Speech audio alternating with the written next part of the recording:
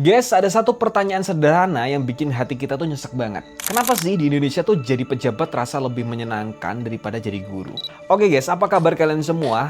Di konten ngebacot kali ini kita bakal bahas investasi Indonesia itu sebenarnya salah. Investasi Indonesia itu lebih ramah ke pejabat dibandingkan di jadi guru atau di pendidikan ya guys ya. Oke guys, aku juga punya konten baru nih atau channel baru juga di YouTube. Channelnya namanya Rumah Kita dan Interior. Ini membahas hobi aku di bidang woodworking, di bidang interior. Tapi malah pesanannya banyak yang bikin konten-konten yang bacot jadi agak terlupakan ya guys. Jangan lupa di subscribe ya guys ya. Oke guys, kita langsung lanjut ke ceritanya. Guys, lihat aja, tiap kali kita buka berita tentang pejabat yang sering muncul bukan soal prestasi mereka, tapi fasilitas mereka. Gaji puluhan juta, tunjangan rumah sampai 50 juta, uang beras 12 juta, kendaraan dinas, perjalanan dinas, dan macam-macam lagi. Semua mata kini tertuju pada para wakil rakyat di Senayan. Hidupnya nyaman banget, serba terjamin. Sekarang bandingkan sama guru, profesi yang katanya pahlawan tanpa tanda jasa. Masih banyak guru honorer yang gajinya cuma ratusan ribu per bulan.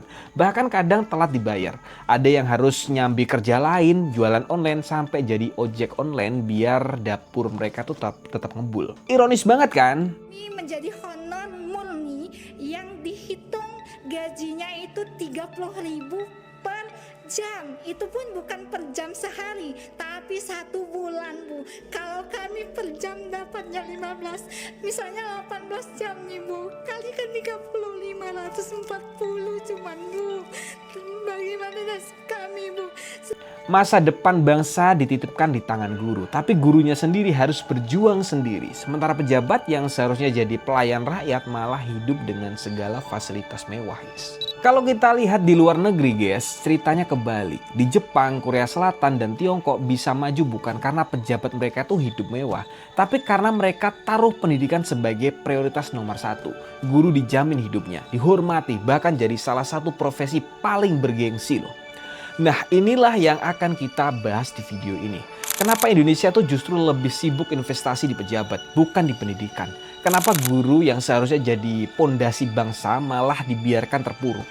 Dan yang lebih penting lagi guys, apa pelajaran yang bisa kita ambil supaya kita nggak terus-terusan salah arah guys? Sebelum kita mulai guys, jangan lupa like dulu video ini, subscribe kalau belum, dan aktifkan loncengnya biar kamu tuh nggak ketinggalan obrolan seru yang membuka mata kayak gini. Guys, beberapa waktu terakhir ini publik heboh ya membicarakan soal gaji dan tunjangan pejabat, khususnya anggota DPR. Angka-angka yang keluar bikin kita itu geleng-geleng kepala. Bayangin, gaji pokok bisa belasan juta, ditambah tunjangan rumpah 50 juta per bulan, uang lauk pauk, uang perjalanan dinas, sampai uang beras yang nilainya 12 juta rupiah. Itu baru sebagian, belum termasuk fasilitas lainnya seperti mobil dinas, sopir pribadi, dan asuransi kesehatan kelas premium. Kontras banget ya kalau kita lihat kondisi guru-guru di Indonesia, khususnya guru honorer. Masih banyak yang menerima gaji hanya ratusan ribu per bulan, dan kadang uangnya telat cairnya. Bahkan guys, ada guru yang kerja puluhan tahun tapi tetap berstatus honorer tanpa kepastian masa depannya. Disinilah kita bisa lihat sebuah kesenjangan besar. Pejabat dianggap sebagai aset negara yang harus dimanjakan, sementara guru justru dianggap beban negara. Padahal guys, kalau kita mau jujur nih, siapa sih yang membentuk karakter, ilmu, bahkan moral generasi penerus bangsa? Jawabannya sangat jelas, ya guru.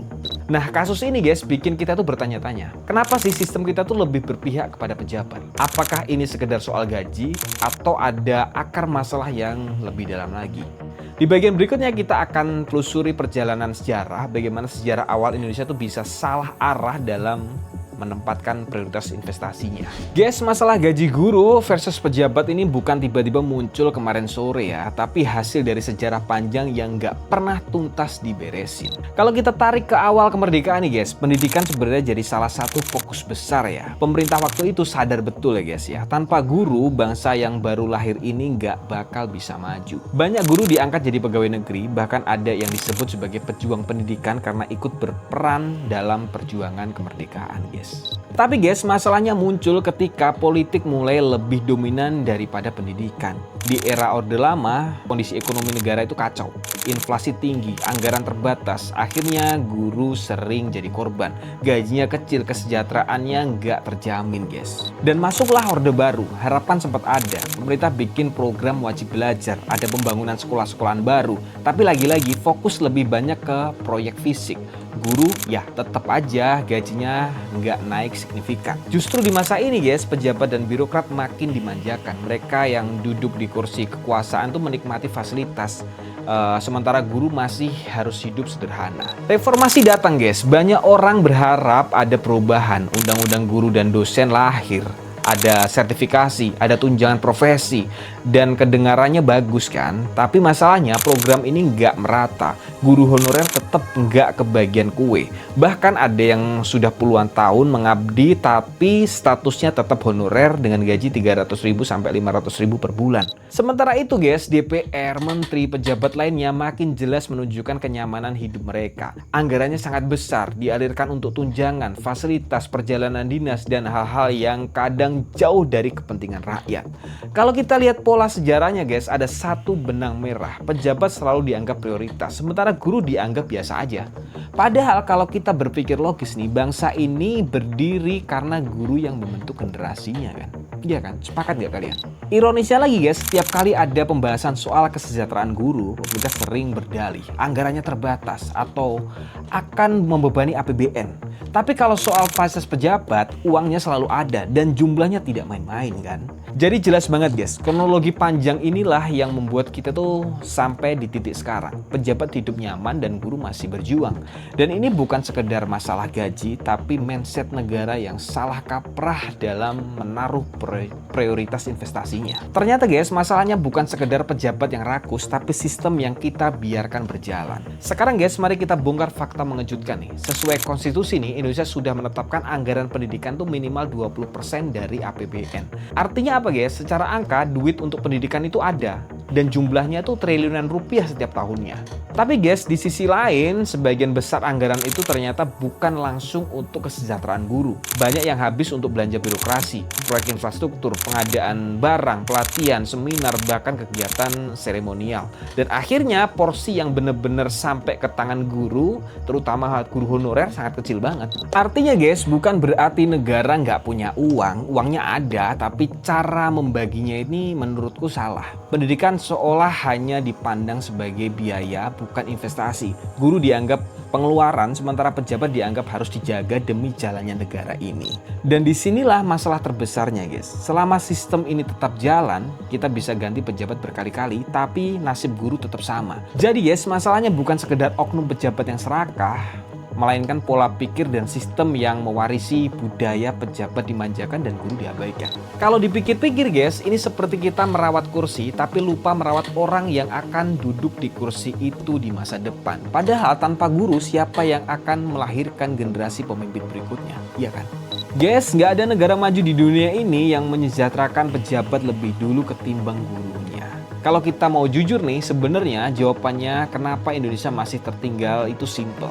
Karena kita salah investasi. Negara-negara seperti Jepang, Korea Selatan, bahkan Tiongkok sudah ngasih contoh nih padahal. Mereka tuh nggak sibuk bikin pejabat hidup mewah. Tapi mereka tuh serius naruh pendidikan di posisi utama mereka. Jepang nih guys misalnya, setelah hancur karena Perang Dunia II, fokusnya itu satu, pendidikan. Guru di sana tuh jadi profesi paling dihormati. Gajinya besar, fasilitasnya lengkap, dan karirnya yang stabil. Korea Selatan juga sama, jadi guru di sana itu bergengsi banget, bahkan sering disebut profesi impian. Dan hasilnya apa? Mereka tuh bisa melompat jadi negara maju dalam beberapa dekade. Bandingkan dengan di Indonesia guys, guru masih harus memperjuangkan gaji, mencari status tetap, bahkan ada yang pensiun dalam keadaan masih guru honorer. Sementara pejabat, sejak duduk di kursi kekuasaan sudah dapat fasilitas yang istimewa. Pelajaran yang bisa kita tarik itu sangat jelas banget guys. Kalau mau bangsa ini maju, investasi harus dialihkan ke guru. Gajinya harus layak, pelatihan buat mereka tuh harus serius, akses ke riset, serta jaminan kesejahteraan harus jadi prioritas. Karena masa depan negara ada di ruang kelas, bukan di ruang rapat kan. Kalau Indonesia tuh terus salah arah guys, lebih sibuk bikin pejabat nyaman yang kaya cuma segelintir orang, sementara rakyat tetap sibuk mikirin besok makan apa. Dan yang paling bahaya, generasi mendatang kehilangan kualitas karena gurunya nggak pernah diberikan kesempatan berkembang. Jadi sekali lagi guys, pendidikan itu bukan cuma biaya, tapi investasi, dan guru itu adalah kunci. Kalau kita salah taruh kunci ini, jangan heran kalau pintu masa depan bangsa nggak pernah terbuka guys.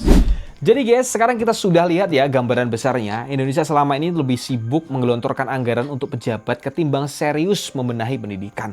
Padahal kalau mau bangsa ini benar-benar maju, gurulah yang harus jadi prioritas utamanya.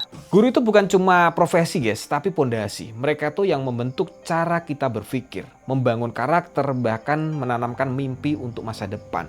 Kalau pondasi ini rapuh, jangan harap bangunan bernama Indonesia ini bisa berdiri kokoh. Dan ironisnya guys, sampai hari ini masih ada guru yang gajinya di bawah UMR. Bahkan ada yang puluhan tahun mengabdi tanpa status yang jelas. Sementara pejabat baru duduk sebentar di kursi kekuasaan sudah dapat segudang fasilitas. Kontras banget kan?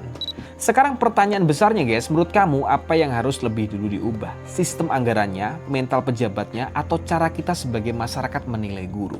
Tulis pendapat kamu ya guys di kolom komentar, karena diskusi dari kamu bisa jadi bahan refleksi bersama nih. Oke guys, jika kalian suka dengan konten-konten seperti ini, jangan lupa di subscribe, di like, dan di share ke teman-teman kalian agar kita tuh semangat bikin videonya. Oke, terima kasih telah menonton, semoga bermanfaat buat kalian.